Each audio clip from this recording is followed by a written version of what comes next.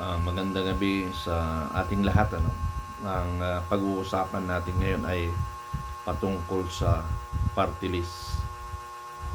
Bigyan nyo nga ako ng mga opinion, experience sa mga nagawa ng mga party list.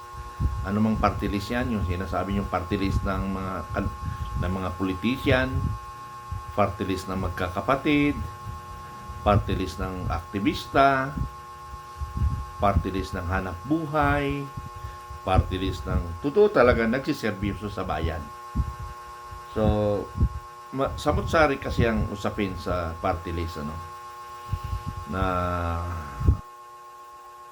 para sa negatibong side, ginawa ito ng mga politician.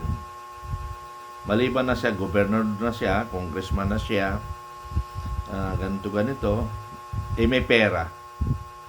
Kung may 50 million ka kasi, pwede ka magkaroon ng party list kaagad. Bayaran mo lang yung kumolekta.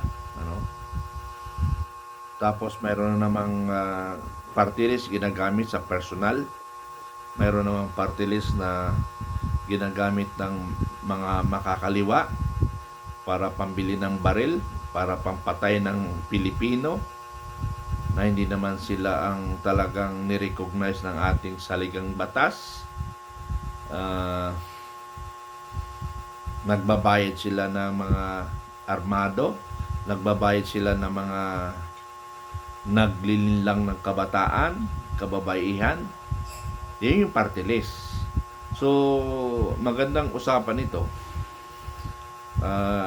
na magbigay opinion para makita ko. Kasi actually kanina, marami na nagsabi sa akin, pero latest po, kaya nalala ko na naging party list ang naging topic ko. Kasi maraming beses na akong kinukumbinsi mag-party list ako dahil marami akong matutulungan. Lalo na yung mga inaapi. Parang katulad sa mga makakaliwa. Kunwari tulong, pero ang hinahabol nila yung kanilang komunista. Yun yung habol naman nila sa katotohanan. Katulad halimbawa yung mga namatayan, katulad yung nahuli, ginamit yung ina na sulsulan ng sulsulan. Hindi niya alam na napapahamak na yung anak niya. Na imbis sa gobyerno lumapit sa mga mga komunista, para lalo kang madiin sa kaso, lalo kang ikulong, para magiging katwiran na tingnan nyo, sundalo, tingnan nyo ang gobyerno, ganito. So, gusto nilang pasamayin ang gobyerno para makapag-recruit sila, makapaglinlang na naman ng kabataan, katulad nangyari sa Occidental, Negros Occidental. So ganon. So party list, ano bang party list na talagang may magandang background, nagrepresent talaga ng kanilang party list, katulad nung Agimat party list. Ano yun? So ibig sabihin lahat ng mga tao doon bibigyan ng agimat. Ganon ba yon? Ano bang nagawa ng agimat party list? Ginamit lang yung pangalang agimat para lang madaling manalo. Hindi, kahit hindi sila gumamit ng kwan kasi may pambayad naman sila eh. So patuloy tayo sa party list. Ayaw kong tumakbo. Bakit ayaw kong tumakbo ng party list? Marami daw akong matutulungan. Katulad halimbawa ni Congressman Busita, ni Karen Busita, marami nga talaga siya natutulungan sa mga riders. Talagang nakita ko talaga ang kanyang objective. Ito pala yung mga may natulong. Maraming natulungan itong si Congressman Busita. Dami niya natulungan, which is maganda yung party list na yan. Talagang tinutulungan. Kaya nga lang, napaaga siya na tumakbo ng senador. Na inakala niya na siya ay manalo, pero inakala niya na daya pa rin siya because hindi kailangan pumasok sa Senado ngayon Dahil alam ng mga nakaupo ngayon, hindi pwedeng diktahan si Busita. Hindi siya pwedeng diktahan sa kanyang advokasya. Kaya nilaglag niya. Parang si General Palparan, nilaglag nila sa Senado kasi hindi nila pwedeng diktahan. Pangalawa, siya ang mga magtutuhog sa lahat ng mga sinungaling sa Senado. So, hindi nila talaga pinalusot kasi mahirap lumusot ang mayroong prinsipyo na politician. Mahirap manalo. Now, mahirap manalo kasi nga hindi siya pwedeng madiktahan tapos gagawa sila ng paraan na hindi manalo. Katulad ni Kwan nga, ni Busita, dinaya sa Senado. General Palparan, ganun rin, hindi nila pinapasok. So, ano ba talaga ang naitutulong ng party list? At dapat mayroon kaming party list sa military and uniform personnel. Maraming nag-interest sa party list na yan. Ayaw ko na lang magbanggit para hindi naman ako makasakit sa kabaro ko. Ang dami nag-interest. Ano bang hinahabol nyo? Tanong ko sa inyo, mga nagkuha ng party list, anong hinahabol nyo? Makatulong? O prestige? Or prestige as congressman? Or power and money? Yun ba ang kailangan nyo? Kasi pag naging party list ka, mahirap rin magpalusot o magsulong ng batas kung hindi ka rin nakikisama sa kapwa mo congressman dahil may butuhan yan eh. So, para manalo ka, mag-aabot ka, magpapadala ka ng sobre. Kung hindi man sobre, yung barkadahan. Ganon. Barkadahan na makatulong sa election. So, yun siguro ang gusto kong malaman. Yun lalo na yung military and uniform personnel na mga samahan. Ang dami ko nakita. Pero, sorry, mga kabaro, ako ay nagsasabi lang ng katotohanan. Sa dami ng organisasyon sa MUP, ni isa dyan, hindi man lang nakatulong sa pensioner, lalo na itong differential na lumabas ng differential ng 2000 to 2012. Nirelease ng DBM 2017 June. Nagbigayan, bilis ng bigayan. 80% of that or 70% of that release was already released without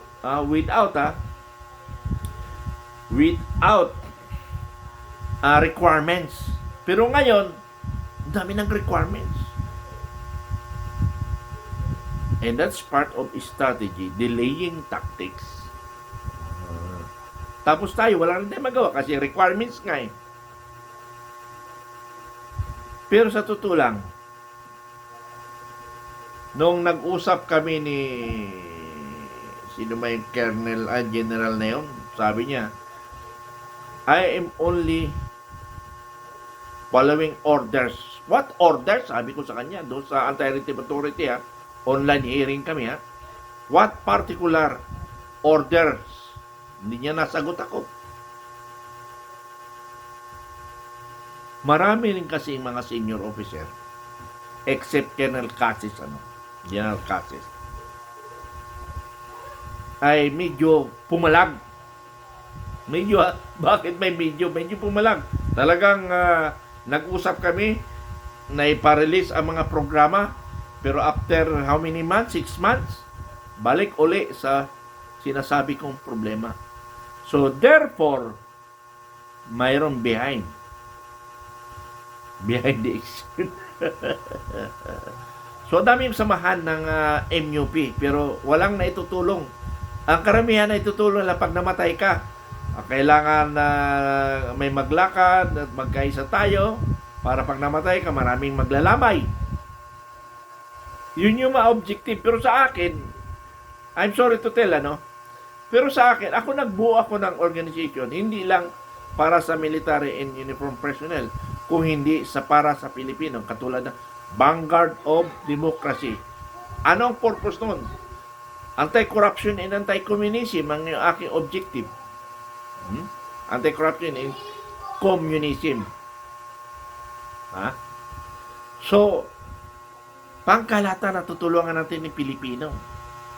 Ang problema lang, may kumausap sa akin ng senior officer ko. Yung senior officer ko,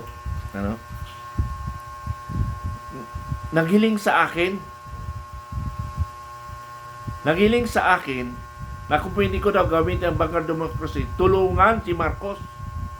Kasi ang objective niya rin, magbibigay ng kayamanan, o kayamanan nila, ibibigay sa sambayan ng Pilipino, which is niloko rin pala tayo kaya nabudol. So umatras ako 2023, late 2023 umalis na ako at nagsalubong kami ni Captain Dado, ng Filipino Guerrilla Forces. Ngayon may maneuver kami, nagtuturuan kami ngayon kung sino ang sino ang nabayaran sa aming dalawa. Ako ba ang nabayaran ng administrasyon o si Captain Dado ang nabayaran sa administrasyon? So dalawa kami nagdududahan. Pero ako, malinis ang konsensya ko. Mamatay lahat ang anak ko kung ako ay nagpapagamit.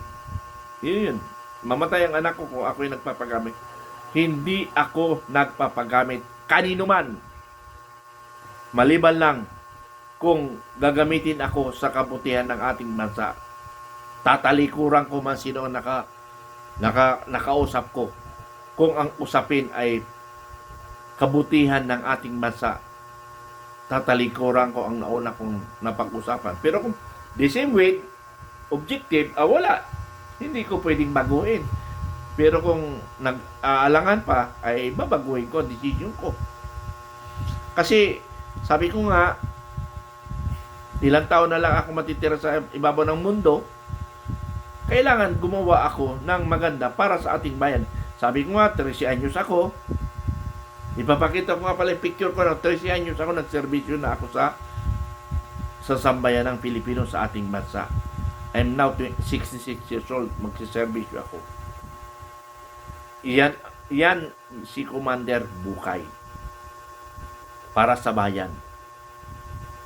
Nag-retired na ako, pero ang inisip ko pa rin, corruption and communism. Mga hudas, yung mga komunista na yan. Nanlilin lang. Tingnan mo, 19 NPA to include resources daw kuno. Tapos sasabihin ni Bilyo, dating mambabatas, Bilyo, na sinasabi niya, dapat orderan ni Pangulong Marcos na huminto muna sa operation at pag-usapan ang genuine na pag-uusap na magkasundo ang gobyerno at ang New People's Army. Mga tarantado kayo. Kayo na nga nagpapatakbo sa Pilipinas kayo nga nagdidikta sa Congress Yung impeachment ni Inday Sara, komunista ang nagdidikta dyan. Kasi nga, pag si Inday Sara nakaupo, patay kayo komunista. Ako ang magtutulit sa inyong lahat ng mga komunista kayo. At saka magnanakaw. Tandaan nyo lahat ng magnanakaw at lahat ng komunista, tutuliin ko kayong lahat. Paano yung tuli na? Tutuliin natin ulit. Paano yung babae? Bahala na ako kung anong gagawin ko. Kasi kayo yung nagpapahirap sa bansa natin Ginagago nyo ang taong bayan. Ngayon pa lang ginagago nyo na, pinagtatawanan nyo, pinaglalaro nyo ang taong bayan. Pinayupak kayo, bawal pala sa post yung mga bad words, mahirap kasi nasuspend na naman isang account ko. Nasuspend na naman. Okay, yun lang. Maraming salamat. Magandang gabi sa inyong lahat.